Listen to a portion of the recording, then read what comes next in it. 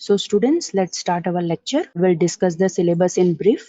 तो हमारा कोर्स है that is 505 ASP.NET, subject code है that is 505, राइट, और सब्जेक्ट नेम है that is ASP.NET, राइट. आप क्रेडिट देख सकते हो, 4 क्रेडिट है, मतलब वीकली 4 आवर थियरी होगी. If we talk about course content, then as usual आपका सिलेबस 5 यूनिट के अंदर डिवाइडेड है. So the first unit is introduction to ASP.NET, कि जिसके अंदर हम पढ़ेंगे what is ASP.NET. But before starting what is ASP.NET, आपको बहुत सारी दूसरी टर्मिनोलॉजीज पता होनी चाहिए, एंड अलोंग विद दैट आपको थोड़े बहुत स्टैंडर्ड्स भी पता होने चाहिए, राइट. सो वो सारी चीज भी हम 1.1 टॉपिक के अंदर ही कवर करेंगे, and by the end we will also see what is ASP.NET and what are the advantages and core concepts within ASP.NET.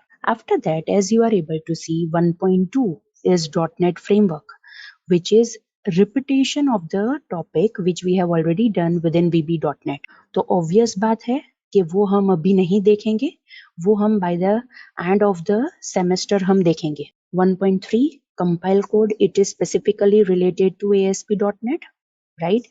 And within that we have to study two topic, that is code behind and inline coding. ये ASP.NET के related topic है कि कैसे ASP.NET compile code generate करता है, right, और बाकी सारी जो दूसरी स्क्रिप्टिंग लैंग्वेज है उसके अंदर कैसे इनलाइन कोड होता है.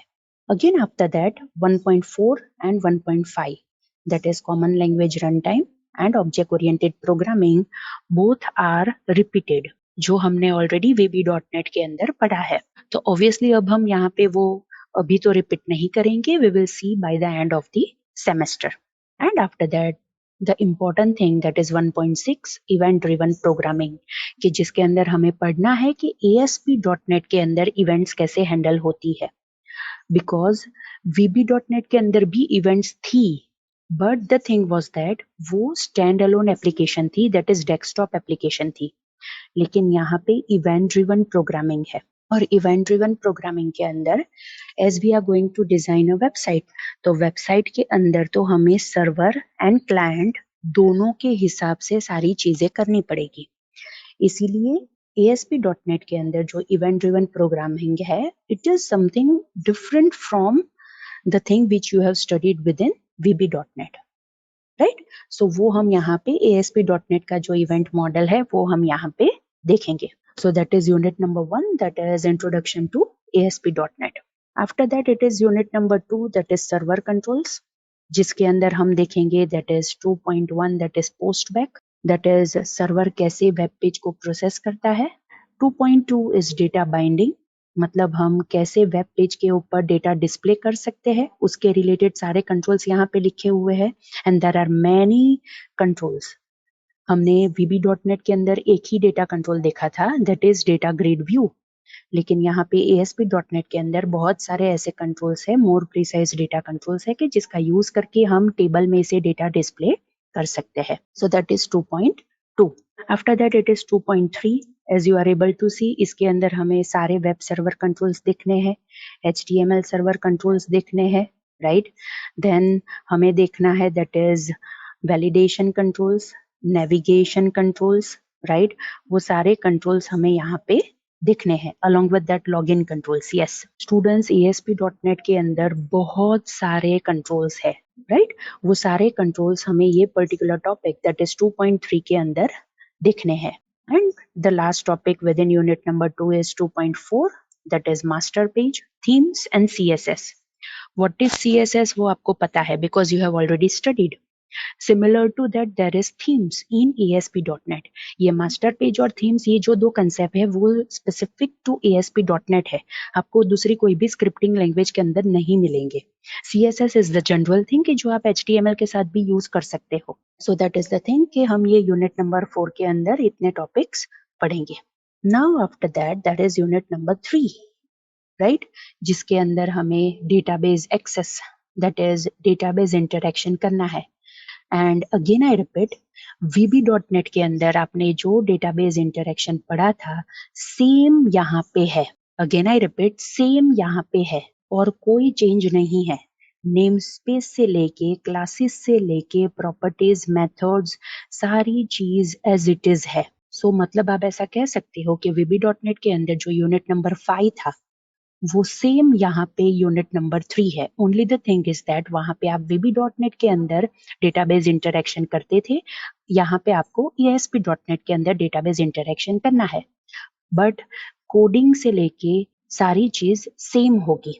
सो दैट इज यूनिट नंबर 3 कि जिसके अंदर हम ADO.NET मॉडल राइट वो देखेंगे, विद इन विच हम obviously adapter, reader, command builder ये सारी चीज का इंट्रोडक्शन देखेंगे, एंड बाय द एंड हम ADO.NET का यूज करके डेटाबेस कनेक्टिविटी करके हम डेटा के साथ इंटरेक्ट करेंगे। Good enough. Now after that unit number 4. So within unit number 4, as you are able to see, that is client server communication. मतलब client और server के बीच में कैसे communication होता है. So within that first topic is 4.1, that is communication with web browser. Right मतलब हम कैसे वेब ब्राउजर का यूज करके वेब सर्वर के साथ कम्युनिकेट कर सकते हैं, उसके अंदर 6 स्टेप्स है वो हम यहाँ पे पढ़ेंगे। आफ्टर दैट 4.2 रिस्पॉन्स ऑब्जेक्ट है।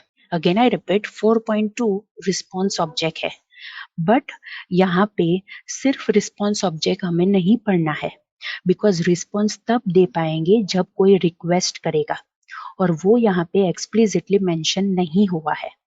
इसीलिए हम यहाँ पे रिस्पॉन्स ऑब्जेक्ट के साथ साथ रिक्वेस्ट ऑब्जेक्ट भी देखेंगे, एंड अलोंग विद दैट हम सर्वर ऑब्जेक्ट भी देखेंगे। सो 4.2 के अंदर you need to consider 3 objects, that is request, response and server, which are predefined objects of ASP.NET. ASP.NET के अंदर ये ऑब्जेक्ट्स पहले से बने हुए हैं, राइट आपको सिर्फ उसकी प्रॉपर्टीज एंड मेथड्स यूज करनी है ताकि आप रिक्वेस्ट एंड रिस्पॉन्स का कोडिंग कर सको। After that 4.3 is cookies. Now cookie is the concept, ये कुकीज, उसके बाद जो क्वेरी स्ट्रिंग है वो, उसके बाद जो सेशन मैनेजमेंट है वो, उसके बाद वेरिएबल स्कोप, ये जो 4 कंसेप्ट्स यहाँ पे लिखे हैं, this all 4 concepts are related to the state management. Again I repeat, they are related to the state management की जो ASP.NET सपोर्ट करता है। सो कुकीज क्या है वो तो आपको बहुत अच्छी तरह से पता होगा, बिकॉज आप कोई भी वेबसाइट ओपन करते हो तो मैसेज आ जाता है कि हम कुकीज स्टोर करेंगे आपके कंप्यूटर में, एक्सेप्ट करो या फिर रिजेक्ट करो।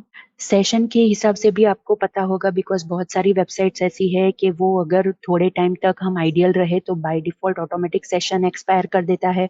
मोर प्रिसाइज बैंकिंग वेबसाइट्स के अंदर ये ज्यादा होता है।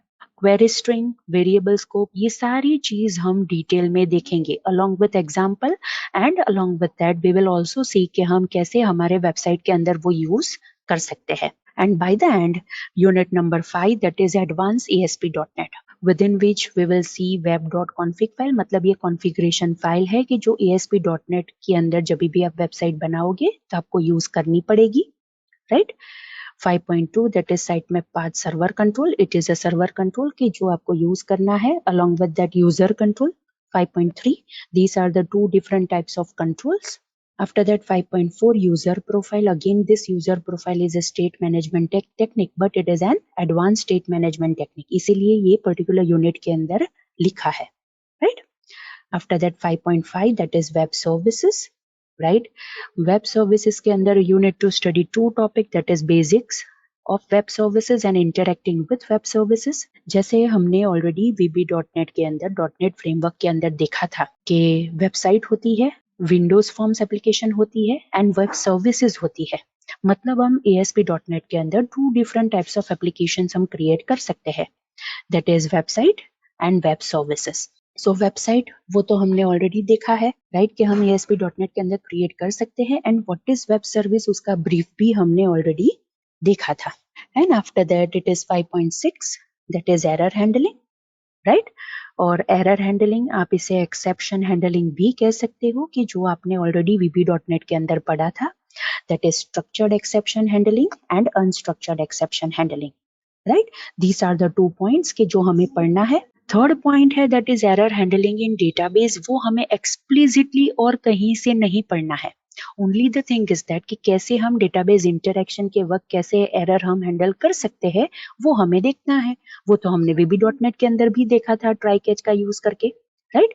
सो अगेन वी कैन से कि ये जो 5.6 पार्ट है of unit number 5, it is totally repetition of the topic which we have already studied in VB.NET. Right. So अगर आप ये सिलेबस देखोगे तो आपको ऐसा लगेगा कि बहुत सारी चीज ऐसी है कि जो ऑलरेडी आपने VB.NET के अंदर पढ़ा है, तो ये सिलेबस बहुत छोटा है। नो, अगर आप वो सारी चीज निकाल भी दोगे, then too the syllabus is very big, because syllabus के अंदर बहुत सारे टॉपिक्स ऐसे हैं कि जो एक्सप्लिसिटली स्पेसिफाई नहीं हुए हैं, राइट, कि जो हमें कंसिडर करने हैं और एग्जाम में पूछे जाते हैं. So that is the important thing you need to consider over here. So students, this is all about the syllabus.